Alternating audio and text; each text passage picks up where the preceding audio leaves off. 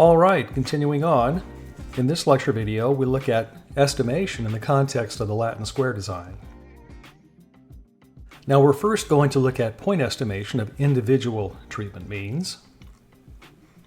And so recall that the means model representation of the Latin square design is given by the following model.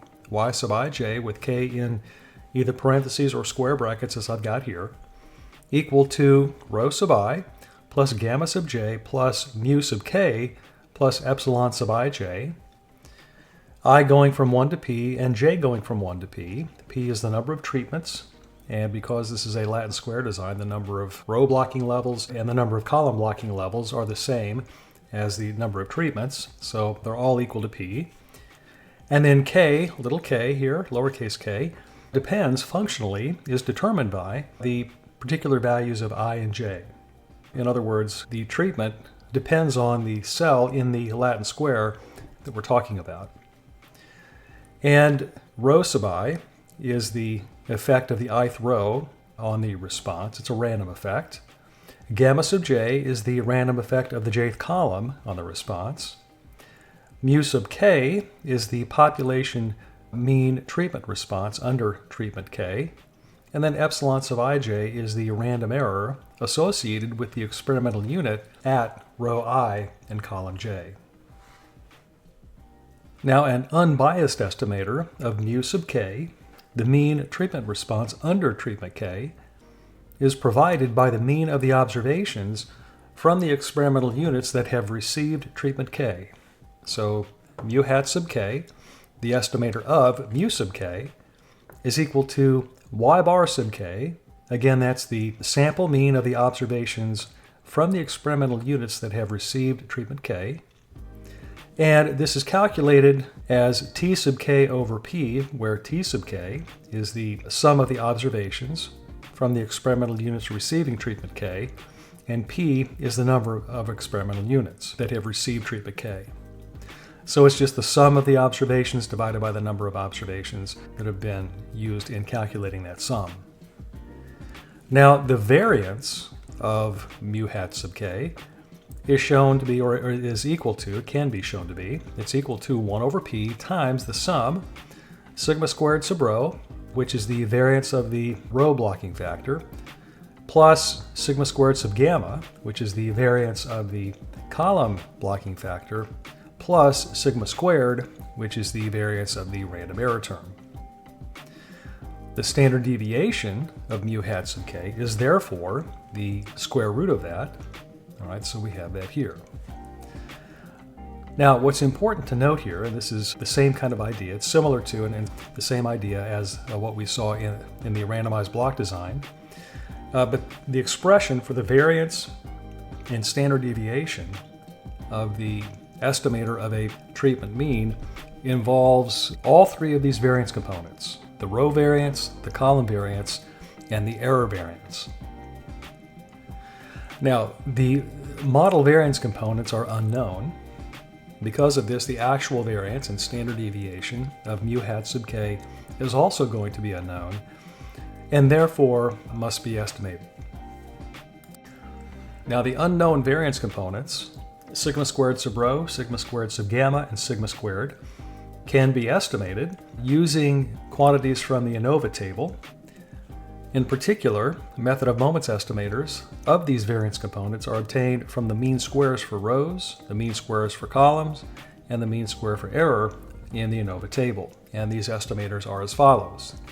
So sigma hat squared, the estimator of sigma squared, is equal to the mean squared error from the ANOVA table. Sigma hat squared sub rho is equal to the difference between the mean square for rows and the mean squared error divided by p. And then sigma hat squared sub gamma, the estimator of the variance component for the column blocking factor, is equal to the mean square for columns minus the mean squared error over p. So if we need to actually come up with estimators for these variance components individually, this is how we can do it. Now, we use those estimates to come up with estimators for the variance and standard deviation of mu hat sub k, In particular, the estimated variance of mu hat sub k is equal to the mean square for rows plus the mean square for columns plus p minus 2 times the mean squared error all over p squared. And with that being the estimated variance of mu hat sub k, the estimated standard deviation is just the square root of that quantity. Now a 1 minus alpha times 100% two-sided confidence interval estimate of the treatment mean mu sub j will have this form. We start off with a point estimator, and then we go a distance to the left and to the right equal to the margin of error associated with mu hat sub k. And that margin of error has the form given here. It's the product of an interval coefficient and the estimated standard deviation of the point estimator mu hat sub k. Now, as was the case for the randomized complete block design, the actual interval coefficient, which I'm denoting here by T star, is unknown, and it's unknown because the actual sampling distribution of the standardized version of mu hat sub k is unknown as well. And so the distribution from which to get the interval coefficient is unknown. And so what that means is that we will have to approximate it in some way.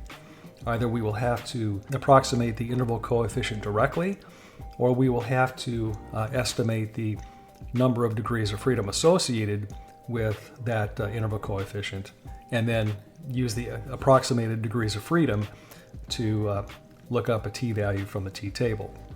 So we'll look at this a little bit later in the notes, but the approach is going to be similar to and an extension of a generalization of the procedure that we looked at in the context of the randomized complete block design.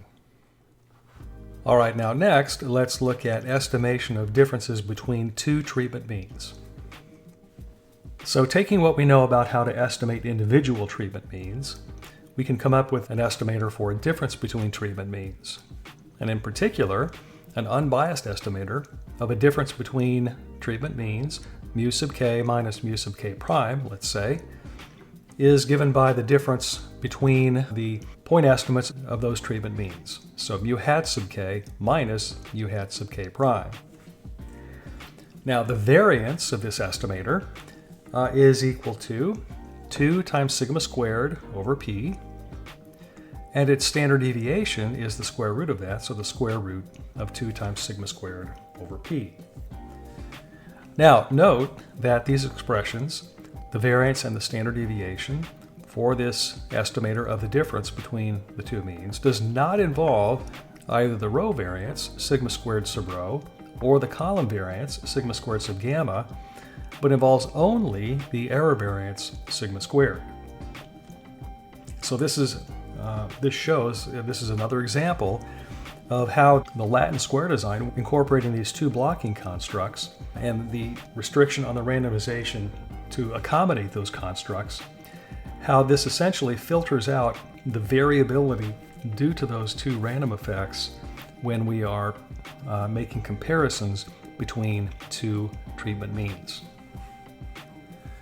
Now, since the error variance sigma squared is unknown, the actual variance and the actual standard deviation of this estimator, this point estimator of the difference between the treatment means, is unknown and therefore must be estimated.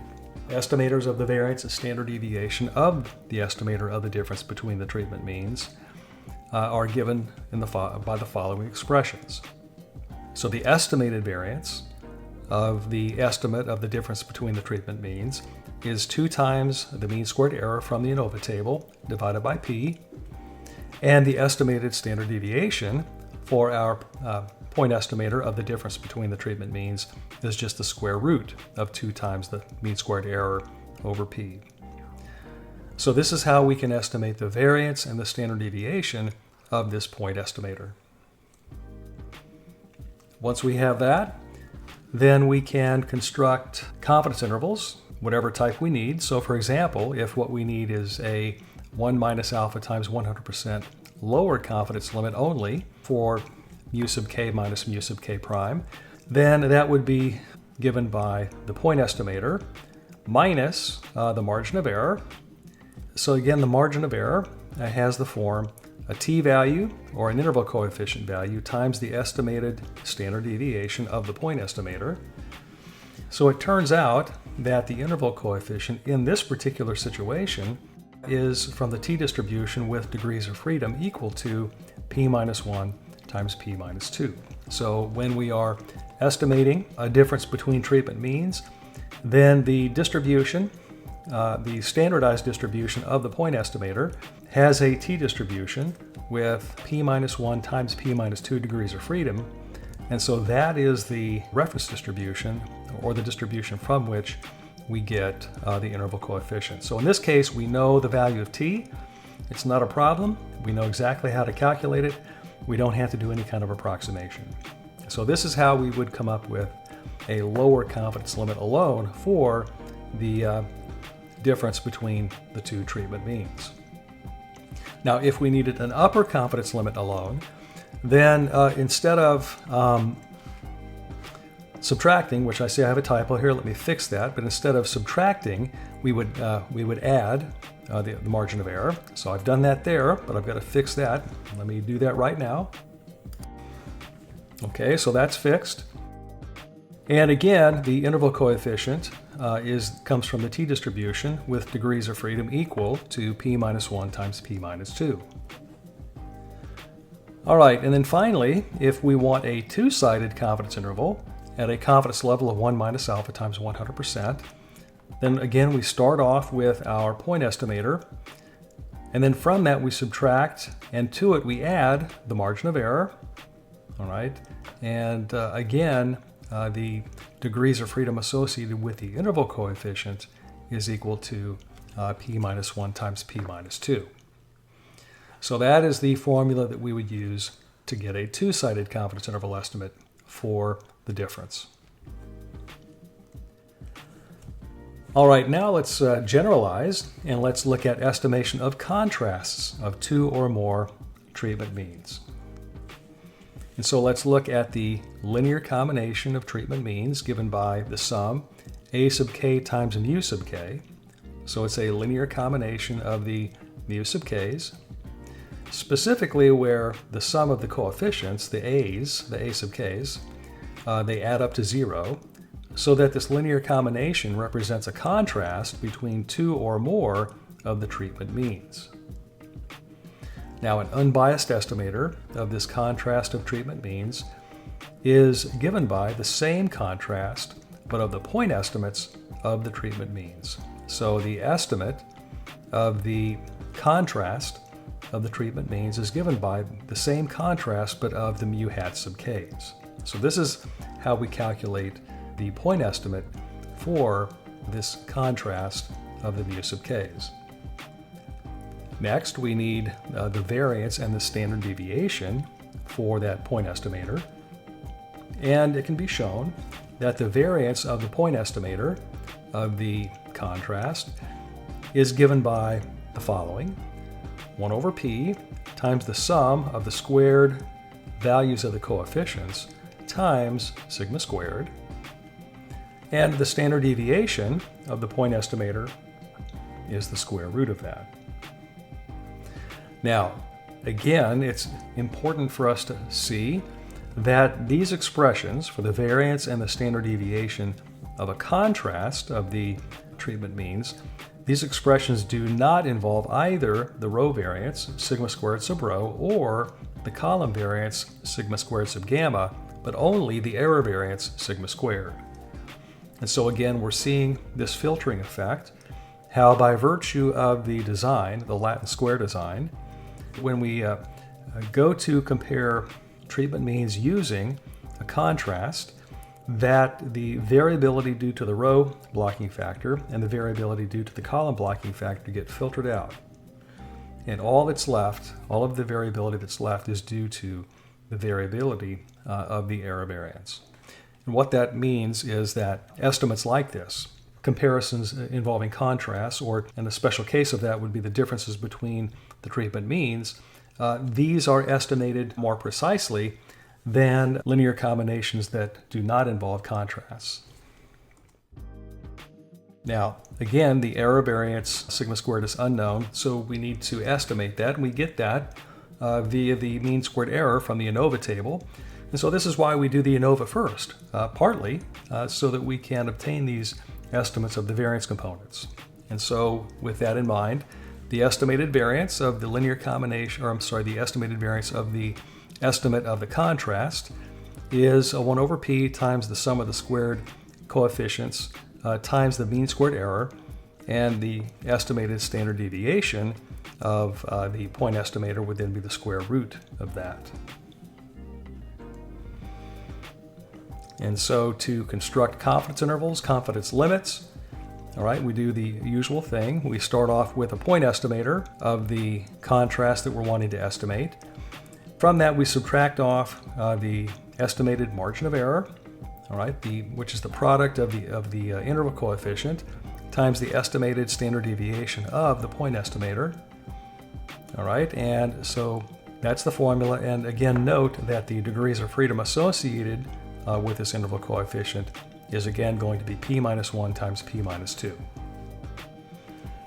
An upper confidence limit alone at the 1 minus alpha times 100% confidence level is given by the point estimator plus this margin of error, with again p minus 1 times p minus 2 degrees of freedom associated with that interval coefficient. And finally, a 1 minus alpha times 100% two-sided confidence interval estimate of the contrast is given here. Again, we start off with the point estimate for the contrast that we're estimating, and then from that point estimate, we subtract off the margin of error to get the lower end point. We then add the margin of error to the point estimate to get the upper end point. And again, the degrees of freedom associated with the interval coefficient is p minus 1 times p minus 2. All right, next let's look at estimation of non-contrast linear combinations of one or more treatment means. All right, so we're considering a linear combination of one or more treatment means. The sum k going from 1 to p of a sub k times mu sub k, where the sum of the a's is not necessarily 0. Now, if the sum of the a's is 0, then that's a contrast, and so the results from the previous section would apply. But if the sum of the a's is not equal to 0, then it's still a linear combination, but it's not a contrast. Now, an unbiased estimator of this linear combination of treatment means is given by the same linear combination, but involving the point estimates of the treatment means themselves. So the estimate of the linear combination that we're interested in estimating is equal to the same linear combination, the same a's, multiplied against the point estimates mu hat sub k. Now, the variance of this point estimator, the sum a sub k times mu sub k with a hat on top, that's our point estimator. The variance of that estimator is given by this expression. So 1 over p times the square of the sum of the linear combination coefficients, and we multiply that by the sum sigma squared sub rho plus sigma squared sub gamma. And then to that we add the following quantity, sigma squared over p times the sum of the squared coefficients. Now, that is the variance of our point estimator, and so the standard deviation of the point estimator would then be the square root of that, and that is shown here. Now, again, it's important for us to note that these particular expressions for the variance and standard deviation of the linear combination involve all three variance components this time. They involve the row variance, sigma squared sub rho, the column variance, sigma squared sub gamma, as well as the error variance, sigma squared. And so this type of estimator, estimating a non-contrast linear combination of the treatment means, is going to be less precise than estimates of contrasts of the population treatment means, because the variance and the standard deviation of this type of estimator involve all three of these variance components. So again, the variance components are unknown, and so we would need to estimate them. And once we do that, we can come up with estimates of the variance and standard deviation of this point estimator of the linear combination. And so expressed in terms of the corresponding mean squares in the analysis of variance table, the estimated variance of the point estimate of the linear combination is equal to the square of 1 over p times the square of the sum of the linear combination coefficients, the a sub k's. We multiply that against the sum, mean squared for regression, the mean square for rows, plus the mean square for columns, minus 2 times the mean squared error, plus 1 over p times the mean squared error times the sum of the squared coefficients. And then this standard deviation would be the square root of that. Now, as was the case with the randomized complete block design, in this situation, the number of degrees of freedom associated with the interval coefficient is unknown and therefore must be approximated. So we're going to look at two approximation methods, which are extensions of the procedures that we looked at for the case of the randomized complete block design. Now, approximation 1 is given here, and this is essentially a linear combination of t-values, weighted average. I said a linear combination. It's a weighted average of the t-values, and the weights are these values that are a product of a value we're calling q, and then a corresponding mean square from the ANOVA table. And so in this formula, q1 is equal to the square of 1 over p times the square of the sum of the coefficients. q2 is the same. I've listed it here just for completeness sake. It's the same as q1 in this case. And then q3 is equal to 1 over p times the sum of the squared coefficients minus 2 times the square of 1 over p times the square of the sum of the coefficients. And so those quantities, the q1, q2, and q3, as you can see, show up both in the numerator and in the denominator. q1 is multiplied against mean square for rows, q2 is multiplied against mean square for columns, q3 is multiplied by the mean squared error, and those products in turn are multiplied by t-values. The degrees of freedom 1, df1, is equal to p minus 1. Degrees of freedom 2 is also p minus 1. And degrees of freedom 3 is, and that should be a 3 right there. I'll need to fix that. That is equal to p minus 1 times p minus 2. All right, so I fixed that right there in the notation. All right, the second approximation method approximates the degrees of freedom directly, and the formula for the degrees of freedom, the approximate degrees of freedom for the interval coefficient, is given by this expression. So in this expression, we again have q1, q2, and q3 showing up both in the numerator and in the denominator. And we have degrees of freedom, df1, df2, df3, showing up in these expressions in the denominator. And those are as they were defined before. So the q1, q2, and q3 are as defined on a previous slide, and so are the degrees of freedom that are showing up here. So this gives us a way to come up with an approximate t-value, either using approximation 1 or using approximation 2. And by the way, approximation 2 is what this is called. This is Satterthwaite's approximation. So using either of these two approximation methods, approximate 1 minus alpha times 100% confidence interval estimates of the linear combination can be computed and are constructed or shown on the following slides. Before we go there though, let me just point out that in both of these approximation methods, in the formulas, notice that I don't have alpha over 2 here. I just have alpha. Whatever percentage point we need, whether it's an alpha or an alpha over 2, okay, this contains that. If we need alpha over 2, then we would just put that there and then replace that with alpha over 2. We would replace that with alpha over 2 and that one as well. And then in this version, or in approximation 2, if we needed alpha over 2 here, we would replace that with alpha over 2, that one there. Anyway, so this is just a little bit more general way of showing this because we sometimes want to construct just a single confidence limit, and other times we want to calculate a two-sided confidence interval. So this really contains all of those situations. So for example, an approximate 1 minus alpha times 100% lower confidence limit for the linear combination would be, we start off with the point estimator, and then from that we subtract the estimated and approximated margin of error. All right, so it's our approximate t-value, t star sub alpha, times the estimated standard deviation of our point estimator. So that would give us an approximate 1 minus alpha times 100% lower confidence limit alone for that linear combination.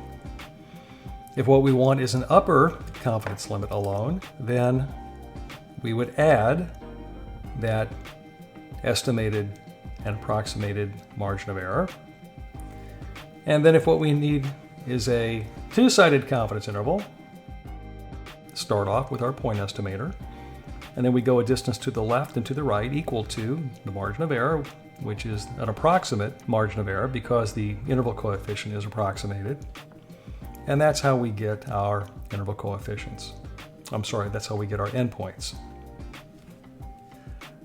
Now that we've covered that, let's swing back around and look at estimation of individual treatment means, and in particular, how to construct confidence intervals for individual treatment means. So recall that an unbiased estimator of mu sub k, the mean treatment response under treatment k, is provided by the mean of the observations from the experimental units that have received treatment k. So mu hat sub k is equal to y bar sub k, which is the sample mean of the experimental units that have received treatment k. So based on what we saw in the last section, the estimators of the variance and standard deviation of mu hat sub k are given by the following.